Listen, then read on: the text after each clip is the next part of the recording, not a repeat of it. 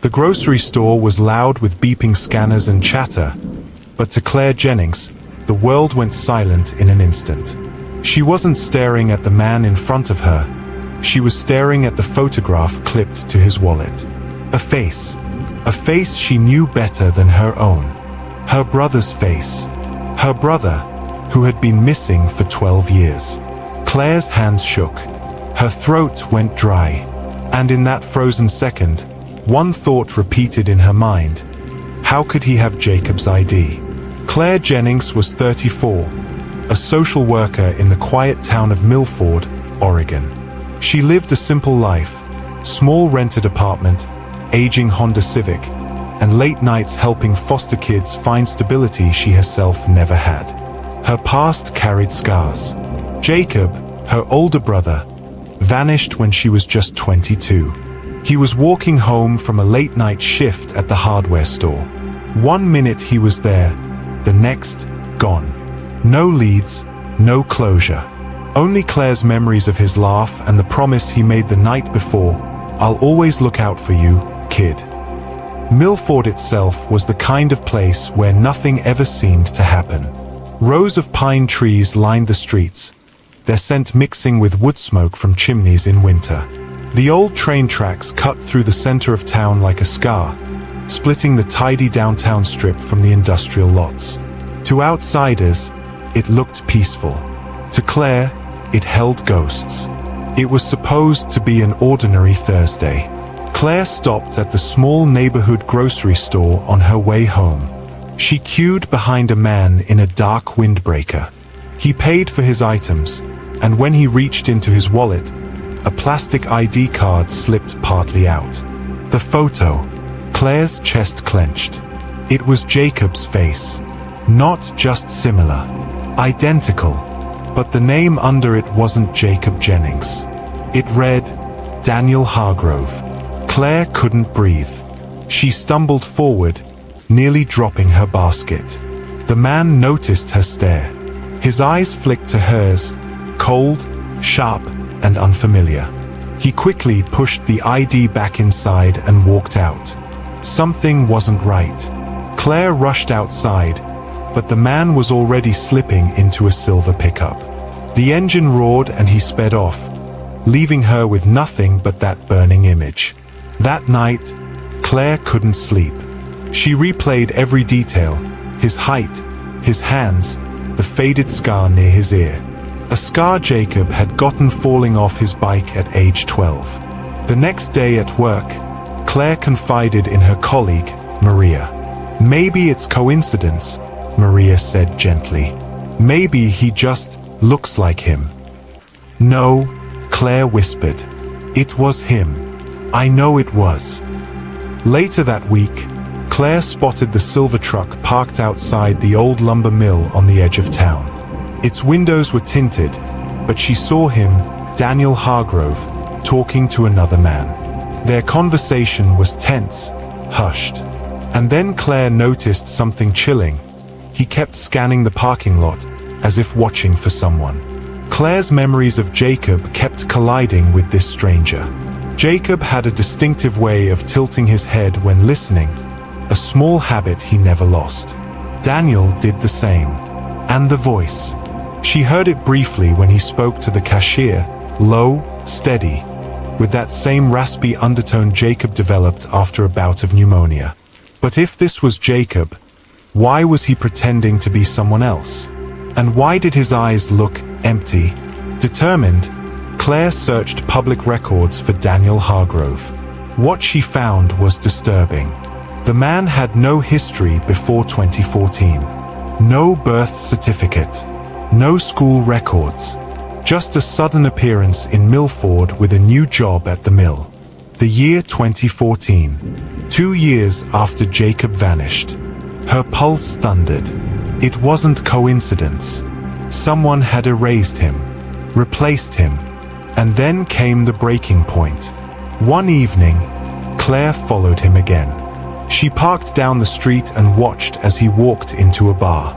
She waited outside, nerves crackling. When he left, slightly unsteady, he bumped into a lamppost and muttered under his breath, Claire. Her name. He had said her name. The world tilted. He was Jacob. Alive. But why was he pretending? Why was he living under another man's name? Claire ran after him. "Jacob!" she shouted. The man froze. Slowly, he turned. And then, with a strange, rehearsed calmness, he said, "I don't know you." "Don't do this," Claire's voice cracked. "It's me, Claire, your sister." His eyes darted, panicked. "You have the wrong person." "No, look at me." She stepped closer. "Why are you lying? Where have you been?" He shook his head, backing away. "Stop following me. Jacob, please." Suddenly, his demeanor changed. His jaw tightened, his tone darkened. "You don't understand," he hissed. "If you keep digging, you'll end up like me." Before Claire could answer, he shoved past her and vanished into the night. For hours, Claire sat in her car, tears blurring her vision. She had found him. Jacob was alive. But the man she knew was buried under layers of fear, secrecy, and something darker. The pieces didn't fit. Who, or what, had turned her brother into Daniel Hargrove? She swore she would not stop until she uncovered the truth.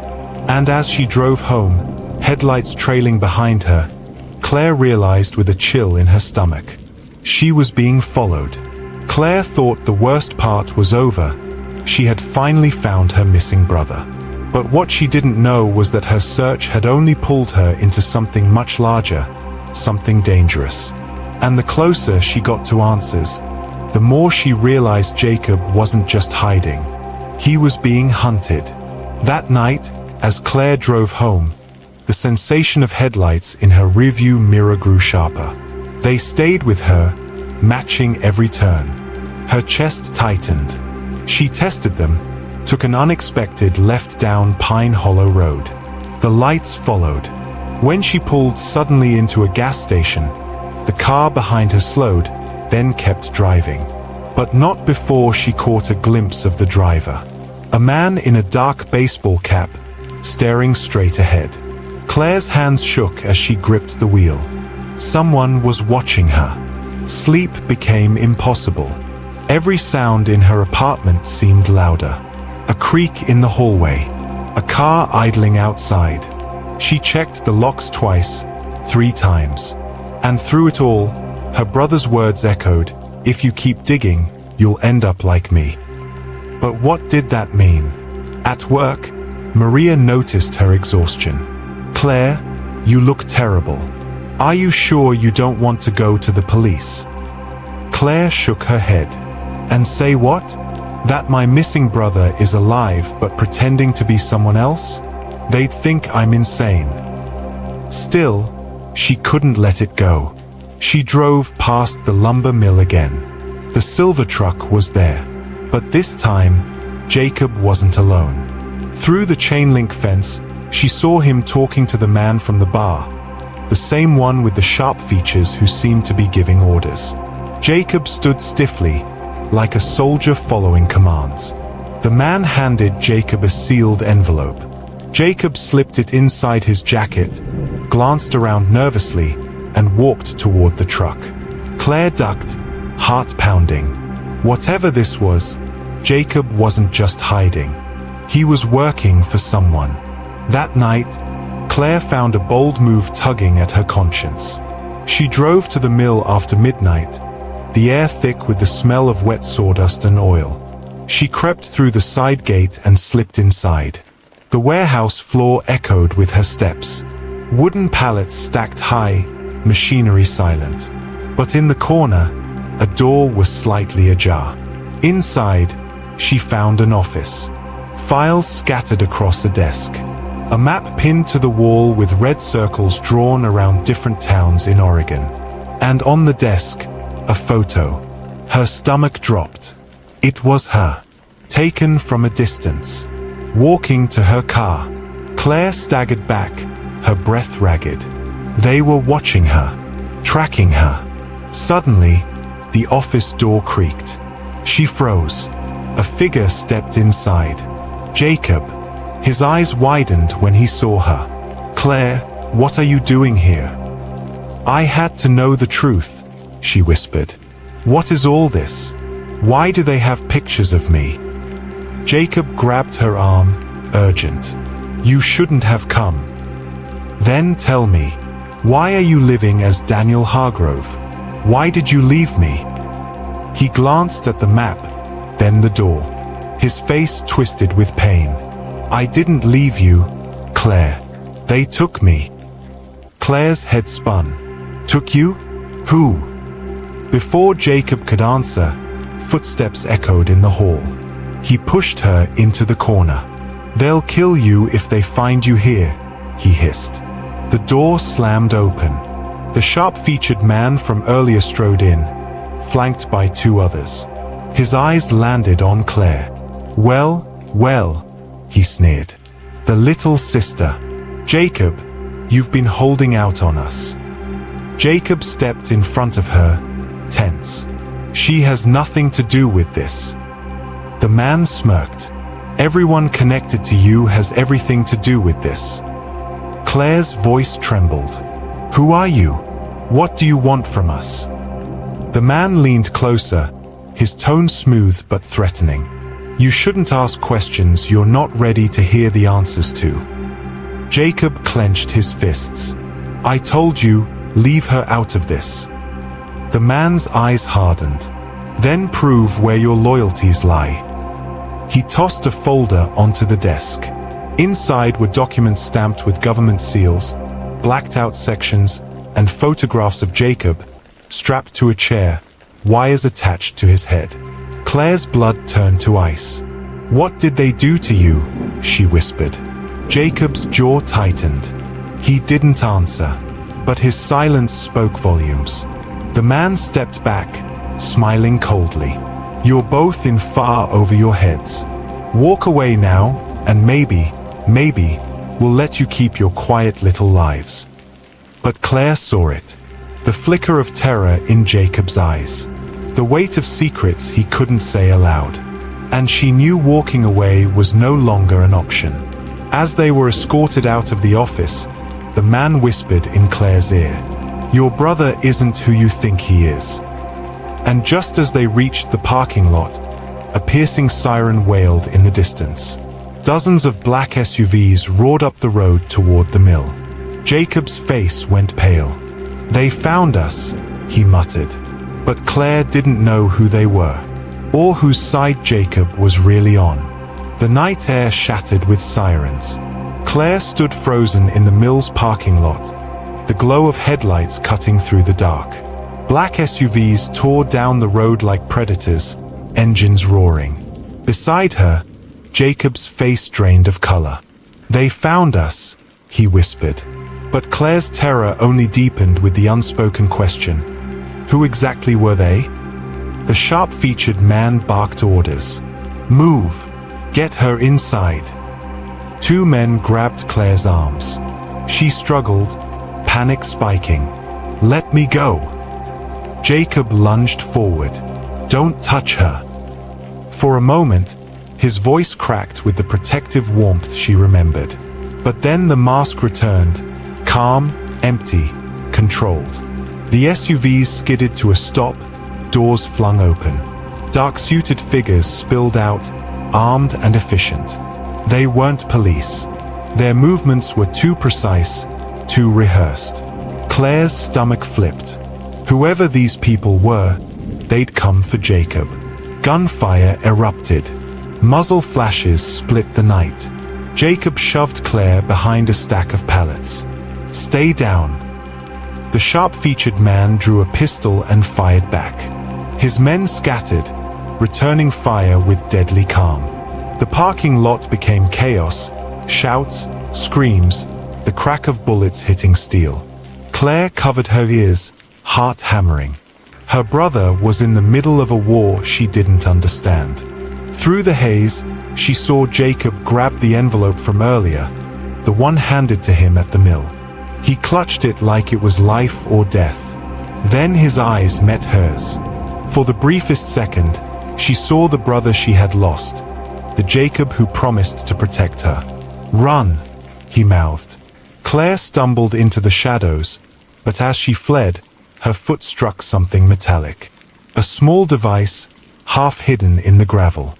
She picked it up without thinking, some kind of keycard with strange markings etched on the back. At the time, she didn't realize it would change everything. She ducked into the tree line, breath ragged. The firefight raged behind her. Then, silence. She peeked through the trees. The black-suited men had overpowered most of the mill's guards. The sharp-featured man was dragged to his knees, hands bound. But Jacob was gone. Her heart sank. He had vanished again. As the SUVs began to pull away, Claire saw one last detail that twisted her insides. On the side of the vehicles was a symbol, a circle with 3 jagged lines cutting through it. She had seen it before, on the documents in the office. This wasn't random. It was organized. The next morning, Claire drove to the city library, desperate for answers. She searched archives, scoured old reports. Finally, buried in a stack of declassified files, she found it. The symbol belonged to a program shut down years ago. Code name, Project Halcyon. The description was chilling. Experimental trials in psychological conditioning, identity reconstruction, and deep cover infiltration. And in one faded photo of test subjects, her heart nearly stopped. Jacob was there. Younger, pale, his eyes vacant. That night, Claire returned to her apartment, her mind reeling. She barely closed the door when a voice cut through the dark. "You shouldn't have looked into Halcyon." She spun. Jacob stood in her living room, his clothes torn, his face streaked with dirt. But his eyes burned with something raw, fear, anger, desperation. "Jacob," she whispered, "what did they do to you?" He stepped closer, trembling. "I'm not the brother you remember. They rewrote me." Her chest tightened. "No, you're still you. I know you are." Jacob shook his head violently. "You don't understand. If they realize you've seen the files, they won't just come for me. They'll come for you." Claire's hands tightened around the mysterious keycard she had picked up. She held it out. "Then tell me what this is. Tell me the truth." Jacob's eyes widened. He grabbed it, staring at the markings. For a moment, his facade cracked. "This," his voice was hoarse. "This is the only way into their vault. The place where they keep everything, every record, every experiment. It's where I was made." The words chilled Claire to her bones. "Then we go there," she said firmly. "We find the truth." Jacob's eyes flickered, hope mixed with terror. Before he could answer, the apartment window shattered. A smoke canister clattered across the floor, hissing thick gray clouds. Jacob's voice roared through the chaos. "They found us." Claire coughed, eyes burning, as black-clad figures stormed the room. The last thing she saw before being dragged into the smoke was her brother, fighting desperately, before a stun baton struck his chest and dropped him to the ground. And then everything went black. Claire woke to the sting of cold metal biting into her wrists. Her vision swam. White fluorescent lights buzzed above her. The smell of bleach and steel filled her lungs. She was strapped to a chair, her arms bound, her head pounding. Jacob was nowhere in sight. And in that terrifying silence, she realized something worse. This wasn't a police station. It was a lab. The room was sterile, windowless. Monitors lined one wall, displaying streams of code, shifting brain scans, and strange medical charts. A low hum vibrated beneath the floor, like machinery running deep underground. Claire's chest tightened. She thought of the symbol on the SUVs, of the files marked Project Halcyon. Now she wasn't just reading about it. She was inside it. The door hissed open. A woman stepped in, mid-40s, blonde hair in a tight bun, slim glasses perched on her nose. Her lab coat was spotless, her eyes cold. "Claire Jennings," she said evenly, glancing at the file in her hands. "You shouldn't be here." Claire's voice cracked. "Where's my brother?" The woman smiled faintly. "Which one?" Claire's blood ran cold. "What are you talking about?" The woman ignored her question, circling slowly. Jacob was an asset, a successful prototype, until sentimentality made him unreliable. Claire pulled at her restraints, anger flooding her chest. "He's not your experiment, he's a person." The woman tilted her head.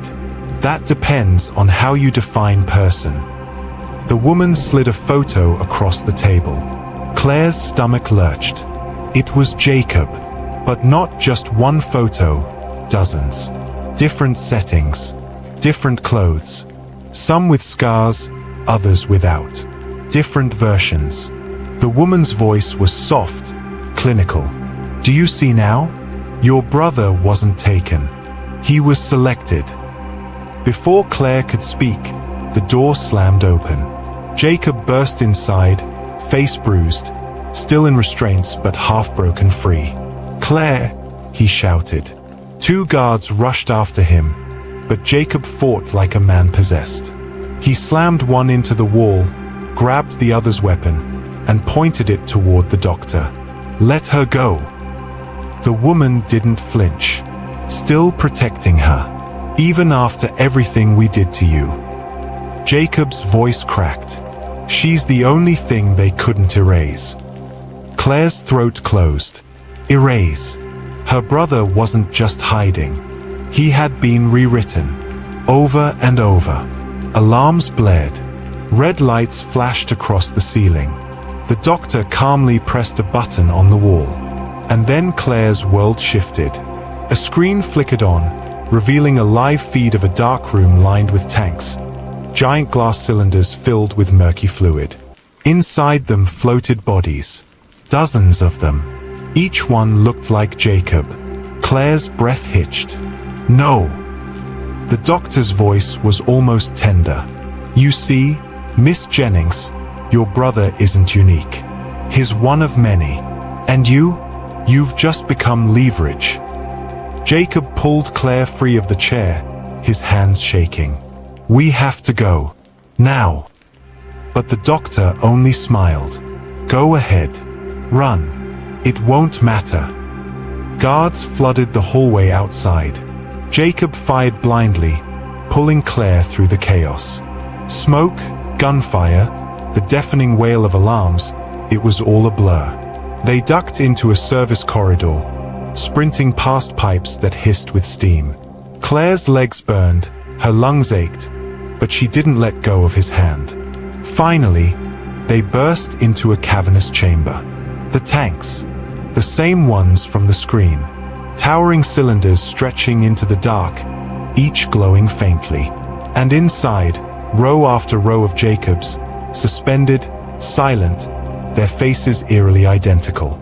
Claire staggered back, her voice trembling. What did they do to you?" Jacob's eyes were wild, desperate. "I don't know anymore. I don't even know if I'm the first." Claire shook her head, tears streaking her cheeks. "You're my brother. You're Jacob. That's all that matters." But Jacob's gaze locked on something across the chamber, a raised platform where a single tank stood separate from the rest. And inside that tank floated another body. This one had no scars, no marks, just a peaceful expression.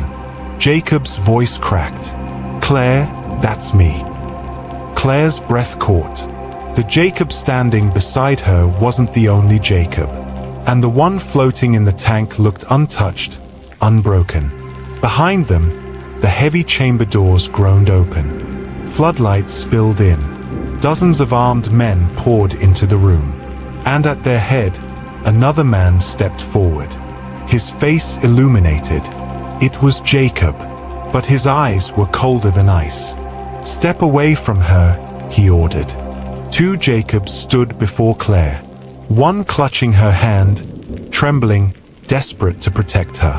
The other in tactical gear, flanked by armed guards, his cold voice cutting through the echo of the chamber.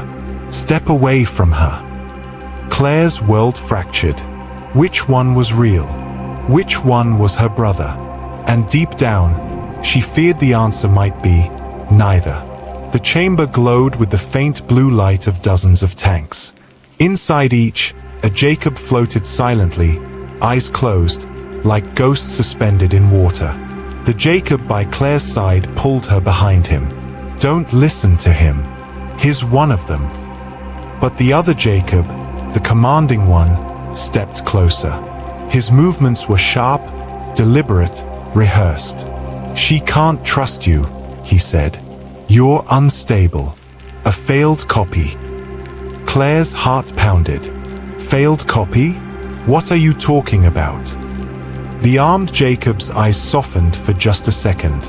"Claire, I am your real brother. I survived the program. He pointed to the Jacob beside her, is just one of their experiments that broke free." Claire's legs weakened. She looked between them, searching for something, anything, to tell her which one was lying. The Jacob with her whispered urgently, "Remember the scar on my ear? The one I got when I fell off my bike? You were the one who cleaned it up. Mom was furious, but you lied and said it was your fault." Her chest clenched. It was true. She remembered. But the armed Jacob smirked. "Of course he knows that. They downloaded everything from me into him. My memories, my habits, my life. He's nothing more than a shadow." Claire's throat closed. If that was true, then every memory this Jacob had might not even belong to him. The hum of the tanks seemed louder now, like a chorus of whispers. Claire's eyes flicked to the keycard she still clutched. The one Jacob had told her opened the vault. Both Jacobs saw it. The desperate Jacob whispered, "That card can set us free." The cold Jacob's voice hardened. "Give it to me, Claire. Before you make a mistake you can't undo." Suddenly, the tanks began to hiss. Pressure valves released, and the liquid inside churned. One of the clones twitched. Its eyes opened. Then another. And another. Claire staggered back as more and more of the Jacobs stirred, their pale hands pressing against the glass, their faces blank, lifeless. The cold Jacob shouted to his men, "Contain them." Alarms blared. Red lights flashed. The chamber shook with chaos. Glass shattered. One of the tanks burst open, liquid flooding across the floor. A clone stumbled out, skin pallid, eyes vacant. It let out a guttural scream that didn't sound human. Then another tank cracked. And another. The chamber filled with dozens of half-formed Jacobs, staggering, crawling, their movements jerky and wrong. Claire's stomach turned. These weren't just experiments. They were failures. The desperate Jacob grabbed her arm. "We have to get out, now." But the cold Jacob raised his gun, his eyes locked on Claire. "You're not leaving," he growled. "She belongs to us." The room erupted. Guards fired at the escaping clones. Clones lunged with inhuman strength, dragging men to the ground. Shards of glass rained down like knives. Claire screamed as one clone lurched toward her, its mouth open in a silent howl. Jacob, the one beside her, slammed it back, yelling, "Run!" But where? The chamber doors were sealed. The cold Jacob aimed his weapon, not at her, but at the desperate Jacob. "I told you. You're defective. I should have ended you years ago." The desperate Jacob snarled back. "You can try." Claire crouched low, covering her head as the firefight intensified. The world was a blur of screams, gunshots, and shattering glass. And through it all, one thought rang louder than anything else. She couldn't save both of them. Not if one of them wasn't really her brother. But then her eyes caught something, the tank at the center. The one holding the untouched, peaceful Jacob. If he woke up, was he the original? Or just another lie? The floor shook violently. More tanks cracked. And as Claire turned toward the central chamber, her blood ran cold.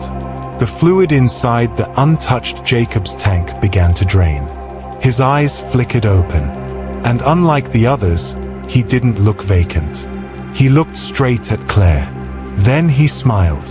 The hiss of draining fluid echoed like a death rattle. Claire's eyes locked on the central tank as the untouched Jacob slowly emerged. Unlike the others, vacant, twisted, incomplete, this one moved with deliberate grace. His gaze was sharp, alive. And his smile wasn't warm. It was knowing. Every nerve in Claire's body screamed the same truth. This Jacob was different. The chamber was collapsing into chaos, guards firing, clones thrashing, alarms howling. But Claire couldn't tear her eyes away. The new Jacob stepped barefoot onto the glass-strewn floor. Liquid dripped from his skin like baptismal water. His presence was commanding, almost magnetic. Both of the Jacobs she'd already met froze, their eyes wide. The desperate Jacob whispered hoarsely, "No, it can't be." The cold Jacob lowered his gun, his face pale. His awake. The new Jacob turned to the armed one first. His voice was calm, resonant, disturbingly familiar. "You've done well keeping order, but your time is finished." Without hesitation, he snapped his fingers. Half the guards instantly lowered their weapons and turned, on their own comrades. Claire gasped. Control. He didn't need to fight. He commanded. The desperate Jacob yanked Claire back. "We have to go before he..." "Before I what?" The new Jacob's voice cut through. He was smiling directly at them now. "Before I reclaim what belongs to me." Claire's hands trembled around the keycard. This was what it opened. Not just a vault of files, but a vault of power. Her brother wasn't just missing. He had been remade, replicated, weaponized. And now, standing before her, was either the first Jacob or something worse. The new Jacob stepped closer. His eyes softened when they landed on Claire. "Little sister," he said gently. "It's been a long time." Claire froze. The way he said it, measured, intimate, felt like Jacob. Felt real. But the desperate Jacob pulled her tighter. "Don't listen to him. He's not Jacob. He's their masterpiece." The armed Jacob shook his head, muttering like a man seeing a ghost. "No, he's the original. We're just fragments of him." Claire's mind spun. One calling him a monster, the other calling him the real thing. Which was worse? The new Jacob reached out a dripping hand toward Claire. "I remember everything. Your laugh, your stubbornness, the way you never gave up on me." His smile widened. "I remember because I am him. The first. The true Jacob. The rest of them," he gestured at the clones writhing on the floor, "are nothing but shadows." The desperate Jacob shouted over the chaos. His lying. They erased him, built him back into something else, obedient, perfect. "Don't you see, Claire? He isn't your brother. He's their weapon." The new Jacob's gaze sharpened. "And what are you, then? A broken copy? A malfunction?" His voice dropped lower, colder. "She'll learn soon enough which of us deserves her trust." The clones continued breaking free, some attacking guards, others collapsing. The chamber was a battlefield. Claire stood between three Jacobs, one trembling with desperation, one rigid with control, and one smiling like a god reborn. Her voice cracked, raw with fear. "Stop it. All of you. I don't care what they did to you, I just want my brother back. The new Jacob tilted his head, studying her. Then you must choose. Who do you believe?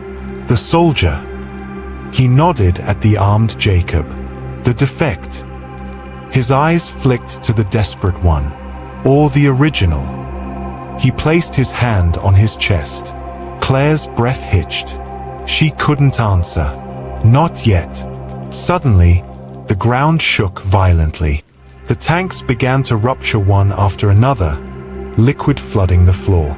Sparks rained from the ceiling. Somewhere deep below, an explosion thundered. The entire facility was coming down. The desperate Jacob grabbed her hand, pulling hard. Claire, we have to go. But the new Jacob's voice boomed over the chaos. Run if you want. You'll come back to me. You always do. Claire was dragged toward the exit as the chamber collapsed behind her. But just as they reached the door, a deafening crash split the air. The new Jacob had leapt from the platform, landing in their path with terrifying speed. His smile was gone now, replaced with something darker. And as his dripping hand closed around Claire's wrist, he whispered, "You don't leave until you decide." The chamber was collapsing into ruin. Tanks burst one by one, flooding the floor with icy liquid. Alarms screamed like sirens of judgment. The ground quaked beneath Claire's feet. And yet, in the middle of the storm, all she could hear was Jacob's voice. 3 Jacobs, 3 truths, 1 impossible choice. The new Jacob's grip on her wrist was iron. His eyes burned with certainty. You don't leave until you decide. Her heart slammed against her chest. Decide? How could she? When each pair of eyes staring back at her, desperate, cold, commanding, held fragments of the brother she once knew. The desperate Jacob's voice cracked. Claire, don't let him take you. He's not Jacob, he's their weapon, their lie. The armed Jacob lifted his weapon, sweat running down his brow. His voice was low, uncertain. If he really is the original, then none of us matter. The new Jacob's smile curled. Listen to them. One broken, one bitter. But me, I remember. Your songs, Claire. The night you stayed awake reading by flashlight when Mom told you to sleep. The way you cried when I left for my trip that day. Claire's knees weakened. He remembered everything. But memories, she realized, didn't prove the truth. Memories could be stolen, implanted, manipulated. The room shuddered as explosions rocked the lower levels. Steel beams groaned. Guards screamed in the distance. Claire felt torn in half. Stop, she cried, tears cutting through the grime on her cheeks. You want me to choose, but I can't, not like this. The desperate Jacob stepped forward. His hands trembled, but his voice steadied. Claire, don't choose us. Choose yourself. Don't let this place define you. They've been controlling us for years. Don't let them do the same to you. The armed Jacob's voice was sharp. And if you choose him, he nodded toward the new Jacob. You'll never be free. He'll own you just like he owns the rest. The new Jacob's grip tightened. His voice dropped, silk over steel. Or she'll rise. With me. Above all of this. Above the lies, above the cages. Another explosion shook the chamber. Claire's ears rang. A steel pipe crashed to the floor, splitting the ground between them. Her voice cracked, raw with desperation. You're all fighting for my choice, but none of you have asked what I want. The 3 Jacobs froze. Her chest heaved as the truth spilled out. I wanted my brother back. The one who made me laugh when I failed my first test. The one who promised he'd never leave me alone. The one who taught me that love isn't about power, it's about sacrifice. Her eyes blazed with tears. So tell me, which of you understands that? The desperate Jacob stepped forward first. He dropped to his knees, voice breaking. Then it's not me. Because I couldn't save you. I couldn't protect you. I've been nothing but weak. Claire's chest tightened. She wanted to run to him, but she didn't. The armed Jacob lowered his weapon. His jaw clenched. And it's not me. I wanted control, strength, obedience. I lost sight of love. Her throat burned. 2 of them had surrendered their claim. That left one. The new Jacob's smile wavered. He stepped closer. No, Claire. It is me. Because sacrifice is what they forced on me. I endured everything so I could come back stronger. I am Jacob, and I can give you the world. But Claire saw it now, the hunger in his eyes. Not love. Control. She yanked her wrist free and stepped back. No, you're not my brother. You're their creation. You want me to follow, not to stand beside you. That's not Jacob. The desperate Jacob's head snapped up, eyes wide. The armed Jacob exhaled, a sound halfway between grief and relief. The new Jacob's face hardened, rage flickering beneath his calm surface. You'll regret this. He lunged. Claire dove aside as the chamber buckled. The armed Jacob fired, bullet sparking against steel as the new Jacob moved within human speed. The desperate Jacob grabbed Claire, pulling her toward the collapsing stairwell. This way. Now. But the new Jacob was relentless. He closed the gap, his voice a snarl. You'll never escape me. In one desperate motion, Claire grabbed a broken metal pipe from the floor. As the new Jacob lunged again, she swung with every ounce of strength she had. The pipe cracked against the tank's control panel. Sparks erupted. Flames licked across the wires. The chamber exploded in light and sound. The new Jacob roared, thrown back by the blast. Tanks shattered. Liquid surged across the floor. The desperate Jacob shielded Claire with his body as the chamber came crashing down. When the dust settled, silence fell heavy. The new Jacob was gone, buried under steel and glass. The armed Jacob lay bleeding, eyes closing. He looked at Claire one last time. Take care of him, the broken one. He's closer to your real brother than I ever was. His eyes shut, and he was still. Claire turned, shaking, to the desperate Jacob. He was alive, barely, but alive. She pulled him close. We'll get out. We'll start over. Whoever you are, you're still Jacob to me. And for the first time, he let himself believe it. As they staggered through the burning ruins, Claire's voice carried through the smoke. They thought love was weakness. They thought control was strength. But love, real love, is the only thing that survives the fire. Now, here are some life lessons from this story. 1. Identity is not what others create for you. It's what you choose in the face of truth.